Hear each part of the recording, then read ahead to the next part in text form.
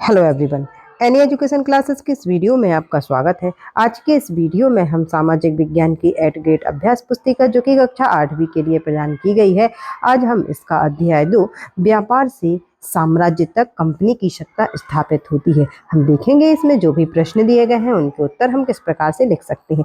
इससे पहले कि हम वीडियो स्टार्ट करें, आप चैनल को सब्सक्राइब कर लें ताकि आने वाले वीडियो का नोटिफिकेशन आपको सबसे पहले मिल सके और आप वीडियो का लाभ ले सकें। वीडियो को आप अपने दोस्तों के साथ भी शेयर कर दें ताकि वो भी इसका लाभ ले सकें। तो चलिए हम स्टार्ट करते हैं अध्याय 2, व्यापार से साम्राज्य तक कंपनी की सत्ता स्थापित होती है। इसमें सबसे पहले बहुविकल्पीय प्रश्न दिए गए हैं, जिसमें पहला प्रश्न है कि ईस्ट इंडिया कंपनी के शुरुआती व्यापारियों को किस नाम से जाना जाता था। तो ईस्ट इंडिया कंपनी के शुरुआती व्यापारियों को जाना जाता था फैक्टर के नाम से। इस प्रकार से विकल्प नंबर ए हमारा सही उत्तर है। प्रश्न क्रमांक 2, फरमान शब्द का अर्थ है। तो फरमान शब्द का अर्थ शाही आदेश से है, तो इस प्रकार से शाही आदेश इसका सही उत्तर है, विकल्प नंबर ए।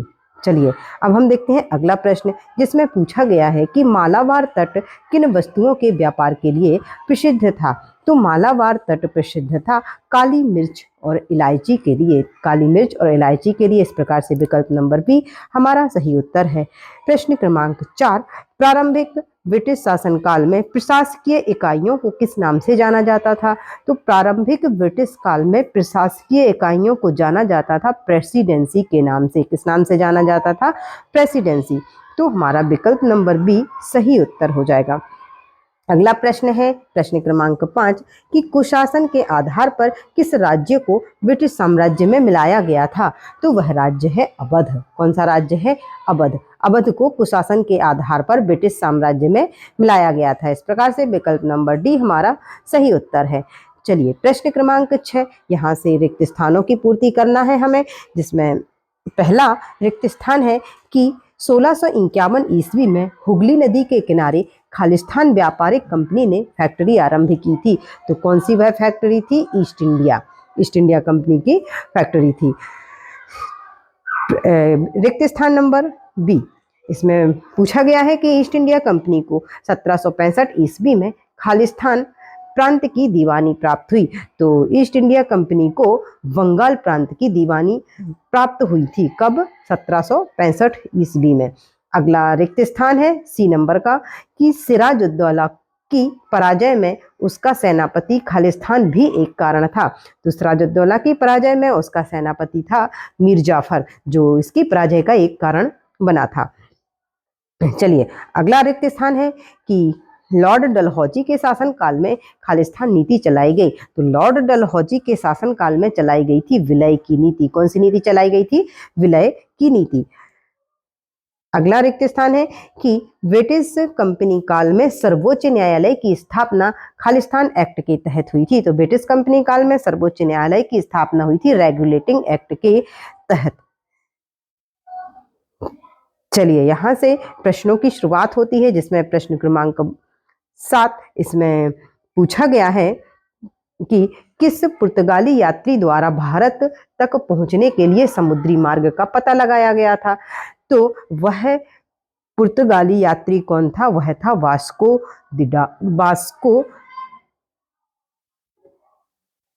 D gamma. कौन था वह? Vasco D gamma. तो इस प्रकार से आप इसका उत्तर दे सकते हैं कि वास्को डी गामा पुर्तगाली यात्री द्वारा भारत तक पहुंचने के लिए समुद्री मार्ग का पता लगाया गया था। प्रश्न क्रमांक 8, इसमें पूछा गया है इजाजतनामे से क्या आशय था। तो देखिए हम इसमें बता देंगे कि इंग्लैंड की महारानी द्वारा ईस्ट इंडिया कंपनी को भारत में व्यापार करने की इजाजत दी गई थी। यह इजाजत कहाँ दी गई थी?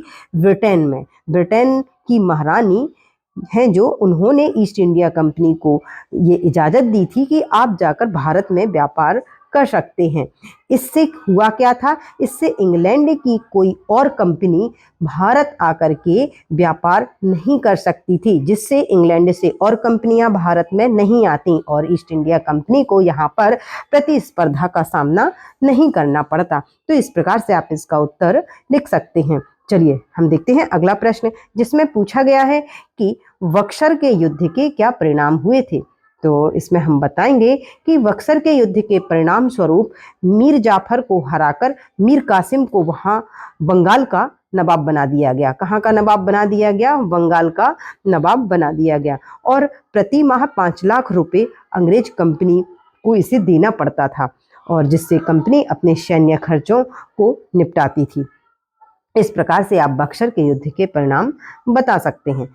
चलिए अब हम देखेंगे अगला प्रश्न, जिसमें पूछा गया है कि पानीपत की तीसरी लड़ाई क्यों महत्वपूर्ण है। तो हम बताएंगे कि पानीपत की तीसरी लड़ाई अहमद शाह अब्दाली और मराठों के बीच 1761 में हुई थी। कब हुई थी? 1761 में अहमद शाह अब्दाली और मराठों के बीच पानीपत की तीसरी लड़ाई हुई थी। इस युद्ध में मराठों की हार हुई थी। किनकी हार हो गई थी? मराठों की हार हुई थी। और उत्तर भारत में उनका जो हिंदू एकता का सपना है वह अधूरा रह गया था, और अंग्रेजों के खिलाफ लड़ाई लड़ने वाले मराठा संगठन है जो वो बिखर गया था, टूट गया था। तो इस प्रकार से आप पानीपत की तीसरी लड़ाई क्यों महत्वपूर्ण है उसके परिणाम है जो आप इसको यहाँ बता सकते हैं। चलिए अब हम देखेंगे प्रश्न क्रमांक 11, जिसमें पूछा गया है कि यूरोप के बाजारों में भारत की किन वस्तुओं की मांग थी। तो हम बताएंगे कि यूरोप के बाजारों में भारत के बने सूती कपड़े, रेशम की मांग बहुत ही ज्यादा थी, जबरदस्त थी। तो हम इस प्रकार से इसका उत्तर दे सकते हैं। चलिए अब हम देखेंगे अगला प्रश्न कि सहायक संधि की शर्तें क्या थीं। तो सहायक संधि की शर्तें निम्न प्रकार से थीं। तो हम बताएंगे कि सहायक संधि करने वाले राज्यों को अंग्रेजी सेना रखनी पड़ती थी। जो भी राज्य अंग्रेजों ब्रिटिश शासन से संधि कर लेता था उन्हें अपने राज्य में अंग्रेजी सेना रखनी पड़ती थी। ब्रिटिश सेना है उनके राज्य में रहती थी, और सेना का खर्च राजाओं को देना होता था। देखिए, सेना रखती तो ब्रिटिश सरकार थी, लेकिन उस सेना का खर्च देना किसे पड़ता था? राजाओं को। और नंबर 3, अन्य राज्यों से संधि मैत्री पूर्व अंग्रेजों से अनुमति लेना अनिवार्य थी। अर्थात यदि कोई राज्य जो अंग्रेजों से संधि कर चुका है, यदि वो किसी अन्य राज्य से संधि करना चाहता था तो संधि करने के लिए उस राज्य को अंग्रेजों से पहले परमिशन लेनी होती थी। तो इस प्रकार से आप सहायक संधि की क्या क्या शर्तें थी आप इसमें ये बता सकते हैं। प्रश्न क्रमांक 13, इसमें पूछा गया है कि वॉरेन हेस्टिंग्स द्वारा न्याय व्यवस्था में क्या क्या सुधार किए गए थे। तो देखिए, वॉरेन हेस्टिंग्स द्वारा निम्न सुधार किए गए थे, जिसमें हम बताएंगे कि 1772 में वॉरेन हेस्टिंग्स द्वारा नई व्यवस्था तैयार की गई थी, और इस व्यवस्था के अनुसार जिले में 2 अदालतें बनाई गई थी। एक फौजदारी अदालत थी और एक दीवानी अदालत। और नंबर 3, इस व्यवस्था के अनुसार सर्वोच्च न्यायालय की स्थापना भी की गई थी। नंबर 4, फौजदारी अदालतें काजी मुफ्ती और जो फौजदारी अदालतें थी वो काजी और मुफ्ती हैं जो ये संभालते थे। ये क्या करते थे? संभालते थे, लेकिन निगरानी जिलाधिकारी करते थे। तो इस प्रकार से आप इस प्रश्न का उत्तर लिख सकते हैं। चलिए अब हम देखेंगे प्रश्न क्रमांक 14, जिसमें पूछा गया है कि प्लासी युद्ध के क्या कारण थे। हमें ये बताना है कि प्लासी का युद्ध हुआ क्यों था, इसके क्या कारण थे। तो हम बता देंगे कि 1756 में अलीवर्दी खान की मृत्यु के बाद सिराजुद्दौला बंगाल का नवाब बना था। कौन बन गया था बंगाल का नवाब? सिराजुद्दौला। कब? अलीवर्दी खान की मृत्यु के बाद 1756 ईस्वी में। आगे सिराजुद्दौला ब्रिटिश कंपनी को आसानी से व्यापार करने की अनुमति नहीं देता था। ब्रिटिश सरकार को आसानी से अनुमति कौन नहीं देता था? सिराजुद्दौला। ठीक है, तो ये हम पॉइंट नंबर 2 में लिख देंगे। नंबर 3, सिराजुद्दौला ने कंपनी राजस्व की मांग एवं राजनीतिक मामलों से दूर रहने का फरमान दिया था। कंपनी को क्या कहा था कि आप राजस्व की मांग एवं राजनीतिक मामलों से दूर रहें।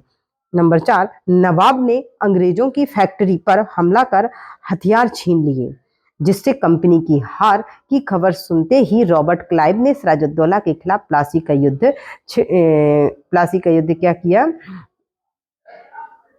युद्ध किया।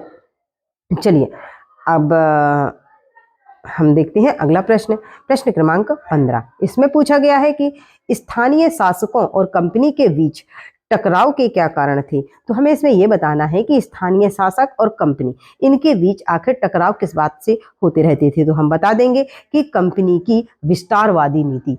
इसमें क्या था, कंपनी की विस्तारवादी नीति भी एक कारण थी, जिस कारण से ब्रिटिश सरकार, ईस्ट इंडिया कंपनी और यहाँ के भारत के स्थानीय शासकों के बीच हमेशा टकराव होते रहते थे। नंबर 2, स्थानीय क्षेत्रों पर अतिक्रमण। ब्रिटिश जो ईस्ट इंडिया कंपनी है ये स्थानीय क्षेत्रों पर अतिक्रमण करती रहती थी। नंबर 3, हिंसा और दमन की नीति। हिंसा और दमन की नीति भी इसका एक कारण था।